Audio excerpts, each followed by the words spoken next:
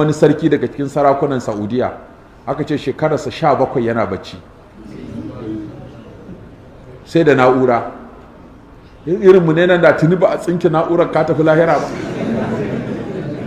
Miliyoyin kuɗi ake kashewa wajen jinyarsa tun da ya shiga kwama har yanzu bai fito ba. Shekara 17 ana ta kashe kuɗi an sassa ma injina.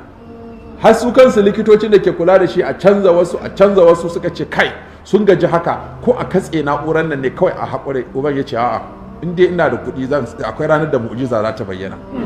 In dai ba mutuwa ba akwai ranar da zai tashi. To jiya sai aka ce yaron ya motsa kansa, ya ɗan yi motsi, duk shekarun nan bai yi motsi ba. Malam jana'i ita kanta fa jinya sai da kuɗi. Jinya sai da kuɗi. Tuni ne da yanzu ba mu ci ƙaragon ka ba. Kai mara bacci shekara 17. Tuni da tuni wallahi maka Allahu maka firhu warhamu wa afi afu an. Ai wasu da yawa fa suna nan da muka binne su fa mutuwa suka yi ba. Dogon bacci suka yi kawai malam ce Allah sarki, Allah ji kansa ya masa rahama ce amin malam. Sai kawai a haɗa likafani abin ne. Ai ba a zuwa a sa mutum a na'ura a tabbatar mutuwan nan ta gaske ce ko ko irin dogon suman nan yake. Gaggawa ke abin da mutum. Dai ka farka a kabari kuma lokacin ba wanda zai ji ka haka karasa a ciki. Shi sa suke cewa ta haƙuƙul mauti, kada a kuskura abin da mutum sai an tabbatar ya mutu.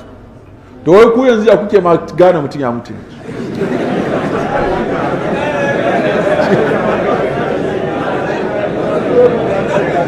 Domin na tuna wata lacca da na taɓa yin wacce lacca shekara 20 bayan na lacca a asibitin nan da ke kuroda ake kiransa na nan wajen yan kura shine kuroda ko. To na taɓa zuwa shekara 20 na lacca a gurin akan jinya a musulunci. Sai wani likita a gurin yake cewa daga ciki na faɗi ta haƙuƙul maut ɗin nan, tabbatar da mutuwa. Sai na juya jami'an lafiya da suka zo ce wanda ya san a likitance ya ake gane mutum ya mutu ya zo ya bayani a likitance. Sai wani likita ya ɗaga hannu ya zo ya tsaya ya ce hanyoyin da muke gane mutum ya mutu a likitance wanda ni na sani guda 5 ne. Ice na farko bugawar zuciya. Idan muka auna muka ji zuciyar ka tsit ta daina bugawa to alama ce daga cikin alamomin mutuwa. Ice na biyu muna da wata fitila mai haske sai mu buɗe ƙwaya idan mutum mu haska ta, to inda rai wannan idan zai respond ga wannan hasken.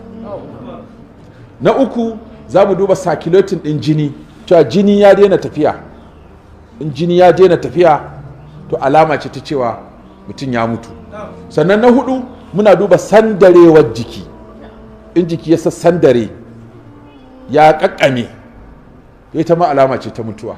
Na 5 idan temperature jikin kuma ya hau to alama ce waɗannan su ne alamomin da in likita ya gani sai ya rubuta cewa wannan ya mutu. Sai ce to kasa abin mamaki malam, ya ce an taɓa yin wani abu a Maiduguri, likita ya zo ya rubuta waɗannan abubuwan ya ce ya mutu a ji abin ne shi, inda Allah ya taimaki mutumin nan wanda likita ya masa hukuncin ya mutu. Sai ya zama masu shi su zo ba sai aka kai shi mutuwar aka aji, ana jiran masu gawa su zo. Gashi an rubuta a jikin katinsa cewa ya mutu. Mala wajen karfe 4 mala mutumin ka sai ya fara tari. Sanyi aka zo aka duba to ai ya mutu wannan. Sai aka baza aka fito da shi, aka ji aka kira likita to ni duk abin da na shina na mutuwa na rubuta. Sai ce don haka malam har yanzu bincike ake ba wanda zai iya ce maka ga wani abu na ƙarshe wanda za a hukunci cewa mutum ya mutu, sai dai kawai ana amfani ne da abin da ya bayyana ga mutum ta ce kawai ya mutu. To sai na kira na ce kuma a nan in akwai wanda ya san yadda kuma a gargajiyance ake wa mutum hukunci da mutuwa shi ma ya tashi. So ni tsoho ya tashi ya ce gani. Na ce to ku ya kuke gane mutum ya mutu? Sai ce yawa kasa kunne muke a kirjinsa sai mu ji baya buga, kaga yayi daidai da wancan. Ice sannan sai mu samu tsinke sai mu sa a hancinsa. Ice ko bacci mutum yake yi kana taɓa masa hanci zai farka, sai mu ɗan sa wannan a hancinsa ƙit, to in ya motsa alamar da akwai rai. Ice a cikin babban ɗan yatsansa akwai wani gashi, muna jan wannan gashin, shi ma in yana da rai zai motsa.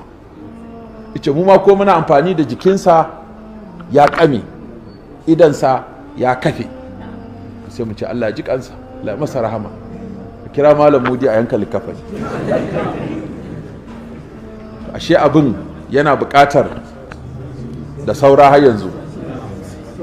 Kun ga yanzu wannan da ya bacci shekara 17, in anan ne wani ya kasa kunne ya ji baya motsi, tuni an yi ƙarago, an yi mata sun yi takaba, sun ko asibitin ba za a ba.